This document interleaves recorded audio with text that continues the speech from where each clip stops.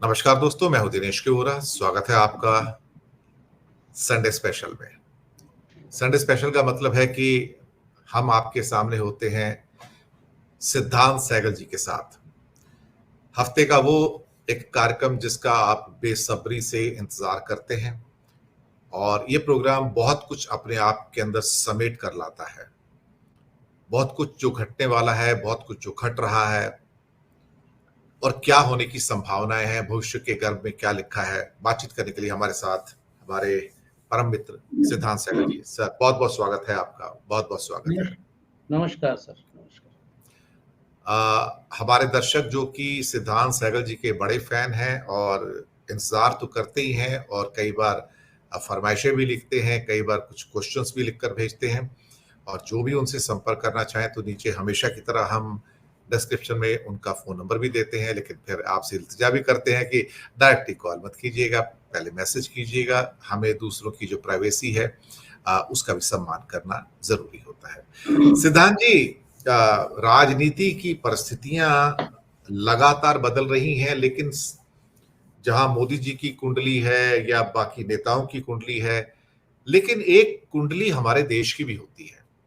और वो कुंडली अपने आप में दरअसल वो सारे बदलावों का सूचक होती है कि कौन व्यक्ति रहेगा, कौन नहीं रहेगा, किसका सुपड़ा साफ हो जाएगा, किस दल का, कौन हार जाएगा, कौन जीत जाएगा। तो ये जो ट्रांजिशन पॉइंट्स होते हैं, देश की जो दशा और दिशाएं होती हैं, वो अपने आप में बड़ी महत्वपूर्ण होती हैं।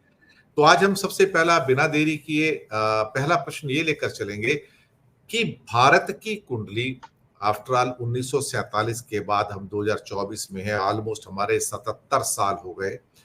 तो भारत की कुंडली क्या कहती है? कौन से ऐसे परिवर्तन के संकेत हैं जो सुखद हो सकते हैं, या कौन से ऐसे परिवर्तन हैं जो शायद आने वाले समय में और कष्ट लेके आएंगे, और कौन से ऐसे परिवर्तन हैं जो वास्तव में ही राजनीति के परिवर्तन को तो लेके आएंगे, सामाजिक रूप से जो हमारी विद्वेष बढ़ रहा है, नफरत हमारा बढ़ रहा है, उसका कोलाहल है, वो खत्म हो।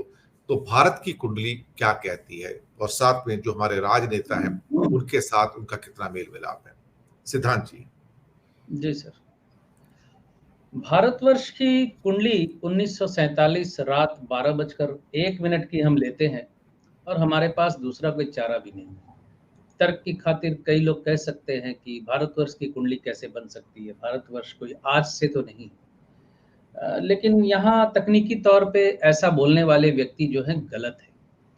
भारतवर्ष जिसको मतलब पाकिस्तान को भी मानते थे, बांग्लादेश को भी मानते थे, और भी बहुत सी जगह हैं जिसको अब तो अखंड भारत के रूप में अफगानिस्तान, ईरान तक को खींच रहे हैं। तो उस तरीके से तो ज्योतिष गणना नहीं हो सकती। हर चीज का एक जन्म होता है। टीवी भी बनती है ना, हम टीवी भी खरीद के जो लाते हैं, वो खरीदने के टाइम का भी एक कुंडली बनती है। जो मित्र समझना चाहते हैं उन्हें मैं बता दूं, आजमा के देख सकते हैं कि टीवी के खरीदने का टाइम आप नोट कर लीजिए, और राहु और शनि की अंतर्दशा जब भी आएगी, उस वक्त आपको पता चल जाएगा कि टीवी की कुंडली का भी असर टीवी पे पड़ रहा है। टीवी में डिस्टरबेंस आ जाती है अगर राहु और शनि की महादशा में अगर वो फंसता है वो। तो खैर ये जुदा मुद्दा है। भारतवर्ष की जो कुंडली बनती है 1947 की, वो वृष लग्न की कुंडली है और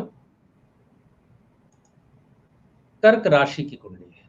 वृष लग्न और कर्क राशि भारतवर्ष की कुंडली में, हालांकि मैं तो नहीं मानता, लेकिन ज्योतिषीय गणना में कई मित्र इसे काल सर्प दोष से ग्रसित कुंडली मानते हैं। हालांकि मैं काल सर्प दोष का अस्तित्व नहीं मानता, वो अलग मुद्दा है। कभी इस पे सिर्फ ज्योतिष मुद्दे पे भी हम चर्चा कर लेंगे। माइनस पॉइंट जो है, लग्न में राहु बैठा हुआ है। वृष लग्न की कुंडली में राहु बैठा हुआ है, और राहु ग्रहों में हर प्रकार की डिस्टरबेंस का कारक है। राहु अनंत इच्छाओं का कारक है, और डिस्टरबेंस का कारक तो है ही। अमूमन किसी व्यक्ति की कुंडली में अगर राहु हो तो वो मुंहफट नेचर का होता है। शायद ये भी एक कारण हो सकता है कि भारतवर्ष के नेताओं की स्लिप ऑफ टंग विश्व के किसी भी देश के नेताओं से ज्यादा होती है। बाद में इसे कहते हैं कि ये एडिट कर दिया गया, मेरी बात को गलत बोल दिया गया या ये मेरी आवाज ही नहीं है, इस तरह की बातें जितनी हमारे भारतवर्ष में होती है, मुझे लगता है और किसी भी देश में इतनी नहीं होती। शायद इसका भी ये एक असर हो कि राहु का लगन में बैठे होना।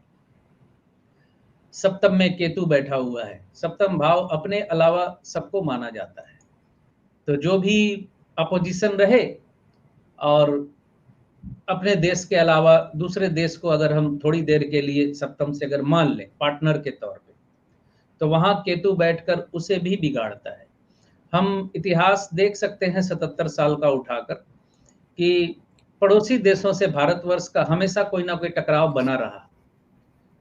पड़ोसी देश आज की तारीख में तो आप कह सकते हैं कि किसी भी देश को अब संपूर्ण रूप से आप मित्र नहीं बोल सकते, ऐसी स्थिति इस वक्त बनी हुई है।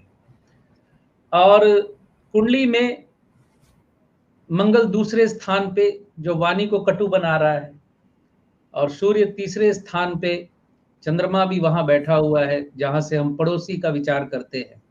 तो पड़ोस स्थान पे भी सूर्य ने बैठ के, हालांकि व्यक्तिगत तौर पे तीसरे भाव का सूर्य अच्छा होता है, लेकिन सूर्य जिस भाव में बैठता है, अच्छा बुरा वो कुछ भी हो, उस भाव को खराब जरूर करता है, क्योंकि सूर्य का अपना एक तेज है, सूर्य का अपना एक साइज जिसको कह सकते हैं, वो अपने विकराल रूप की वजह से वो उस भाव को खराब करता है।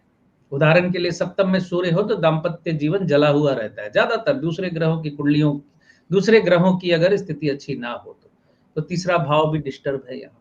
हालांकि बुध तीसरे भाव में होने की वजह से कम्युनिकेशन वाली स्थिति भारतवर्ष के लिए बहुत अच्छी है। खैर, कुंडली की विवेचना में नहीं जाके मैं सीधे दशा अंतरदशा पे आता हूँ। भारतवर्ष की कुंडली में इस वक्त चल रही है चंद्रमा की अंतरदशा 2015 से, जो जुलाई 2025 को खत्म हो जाएगी। और चंद्रमा शनि के नक्षत्र में है और शनि यहाँ तीसरे भाव में बैठा हुआ है। अच्छा, तीसरे भाव में शनि का भी होना सूर्य के साथ, ये भी एक शनि सूर्य का योग विष योग भी कहलाता है और टकराव वाला योग भी कहलाता है। व्यक्तिगत कुंडली में पिता पुत्र मान सकते हैं, लेकिन यहाँ देश की कुंडली में शनि और सूर्य का एक साथ होना तीसरे भाव में, यानी पड़ोसियों के साथ एक लगातार टकराव जैसी स्थिति बनती रहना, ये भी इंडिकेट करता है। जुलाई 2025 से मंगल की महादशा शुरू होने वाली है भारत की कुंडली में, जुलाई 2025 से, और मंगल राहु के नक्षत्र में है। मुझे बोलने में हिचकिचाहट महसूस हो रही है, लेकिन 2025 जुलाई से जब मंगल की महादशा शुरू होगी, और जैसा कि हमारे दर्शक सुनते आ रहे हैं कि हम बृहस्पति के अतिचारी की बात कर चुके हैं और विश्व की बदलती और बिगड़ती स्थितियां और युद्ध जैसी स्थितियां बनने की जो हम बात कर रहे हैं, भारतवर्ष की शुरू होने वाली मंगल की महादशा उस बात पे और एक मुहर लगा रही है कि जुलाई 2025 के बाद कम से कम अगले 7-8 साल केंद्र सरकार भारतवर्ष में राजनीतिक स्थिति बहुत डामाडोल रहने वाली है। और मंगल चूंकि मुख्य युद्ध का कारक है, परोक्ष रूप से अपरोक्ष रूप से युद्ध से भले ना ही जुड़े भारतवर्ष, लेकिन युद्ध का असर इस देश पे, हमारे भारतवर्ष पे उस वक्त पड़ने वाला है, पड़ेगा। और सरकार की अस्थिरता, अनस्टेबलनेस की वजह से जाहिर है उसका असर जो है देश की जनता पे पड़ेगा। यानी स्थितियां बहुत शांति वाली नहीं है। मैं इसको और ज्यादा शब्द नहीं देना चाहता,